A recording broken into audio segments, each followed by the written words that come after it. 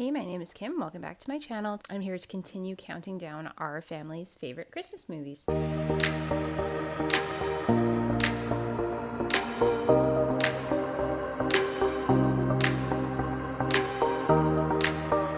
So today I am doing, it's actually my favorite Christmas movie, but I think for the family it fits where I've put it at, I think it's at number 2. I'm counting down 3 Christmas movies.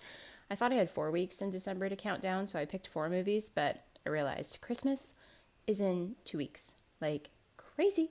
Anyways, so today it's Christmas with the Cranks. This is my absolute favorite Christmas movie. For my family, it's probably like number 3, number 2. I'm placing it at number 2 out of the 3 I'm counting down.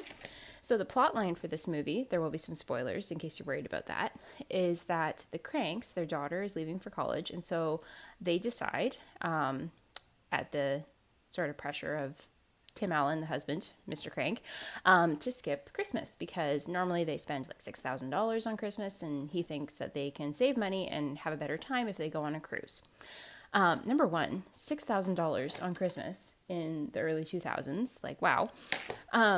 And anyways, so they end up planning to skip all Christmas, and Mrs. Crank, she's a little bummed about that. She still wants to put out their cards and she wants to make their charitable donations.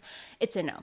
The community is not happy about this because usually the Cranks spend a lot of money at Christmas, so they really start pressuring them. Yeah, pressuring them to be good consumers.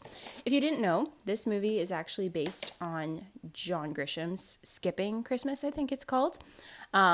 Read the book a long time ago. Just as funny and good as this one.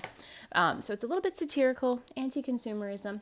But the thing that happens is, so they are, even though they're dodging Christmas carolers and frosty erectors, they are pretty happy with their plans.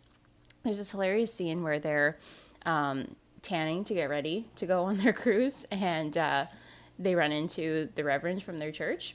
Really funny. And then as it turns out, their daughter ends up coming home early for Christmas, unexpectedly, with her new fiance.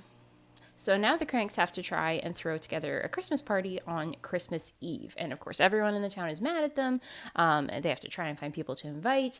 Mrs. Crank goes to really crazy lengths to get a ham. But in the end, the community comes together, not for them, but for their daughter, and helps them throw a magical Christmas party. And Santa's involved in all this. In the end, they give, Tim Allen goes over to their neighbors that he's always kind of feuding with, and he gives them the cruise tickets, and they go on a nice cruise. Not sure why he didn't just invite them to the Christmas party, because they're home alone at this point. Anyways, so they get to go on their cruise, the Cranks get to have their nice Christmas, and they spend $12,000 in the end, because, you know, they paid for the cruise and the Christmas party. But anyways, it's a super charming Christmas movie. I think I have a special spot for it, or soft spot for it, because I grew up not celebrating Christmas, and so I know how it feels for people to kind of look at you like, what? No Christmas? What are you talking about? And kind of feeling like you have to dodge people in public when they're like, oh, Merry Christmas, Merry Christmas. I obviously celebrate Christmas now, but I think that's why this movie why I love it so much. Anyways, that is number 2 for our Christmas movies. I'm also going to give an honorable mention here for one that I would have mentioned if I had more weeks for it to count down, and that would be Krampus, which is a Christmas horror movie. I think it's rated PG. We do watch it with our kids. Might be scary for some little kids, but for ours, they're fine. Check that one out if you are looking for a scary good Christmas movie. Thanks so much for watching.